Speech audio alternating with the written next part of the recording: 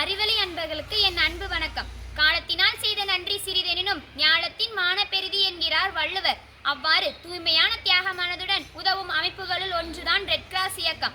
மக்கள் பெருங்கடல் பார்த்து மகிழ்ச்சி கொள் என்கிறார் புரட்சி கவிஞர் பாரதிதாசன். வாடிய பயிரை கண்ட போதெல்லாம் வாடினேன் என்றார் வள்ளலார். இதை போல போர்க்களத்தில் தலைவேறு உடல் வேறு என்று வெட்டப்பட்டு சிதைக்கப்பட்டு கை கால்களை இழந்து கஷ்டப்படுவோரை கண்ணீர் மல்க பார்த்த ஹென்றி டுனால்ட் என்ற மாமனிதர் தோற்றுவித்த இயக்கமே ரெட் கிராஸ் இயக்கம். இத்தாலி நாட்டில் சால்பெரினோ என்னும் இடத்தில் பிரான்ஸ் மன்னருக்கும் ஆஸ்திரேலிய அரசருக்கும் பெரும் போர் நடைபெற்றது. அந்த போரில் ஆயிரக்கணக்கானோர் அழிந்தனர், காயம்பட்டனர், கை கால்களை இழந்து கதறி அழுதனர்.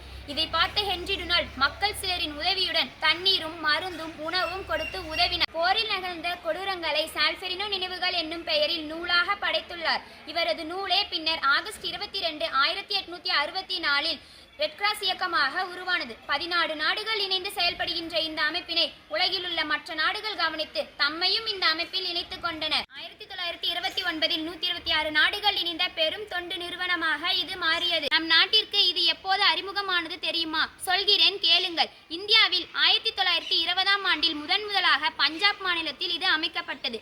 இவ்வியக்கம் போர்க்காலத்தில் பகை உணர்வின்றி அனைவருக்கும் உதவுதல் என்பதை நோக்கமாக கொண்டிருந்தாலும் தொழுநோய், அம்மை நோய், பிளேக் நோய் போன்ற காலங்களிலும் வெள்ளம், புயல், எரிமலை, பூகம்பம், இயற்கை அழிவுகளின் போதும் தொண்டாற்றி வருகின்றது. வெண்மையான வட்டத்தில் சிவப்பிலான சிலுவை இந்த அமைப்பின் சின்னமாகும். அமைதியை விரும்பும் நோக்கம், தொண்டு ஆகியவற்றை நினைவுபடுத்துவதே வெள்ளை நிறம். இந்த கொடி எங்கு பறக்கிறதோ அங்கு துன்பப்படும் மக்கள் இருக்கிறார்கள். அவர்களுக்கு உதவிட ரெட் கிராஸ் இயக்கத்தை சார்ந்தவர்கள் வருவார்கள் என்ற உண்மை தெரிய வரும். மனிதநேயம், பாரபட்சமின்மை, நடுநிலைமை, தனித்தன்மை, ஒற்றுமை, தன்னார்வ தொண்டு, உலகளாவிய தன்மை ஆகியவற்றை கொள்கைகளாக கொண்டு செயல்படுவது இவ்வியக்கமே.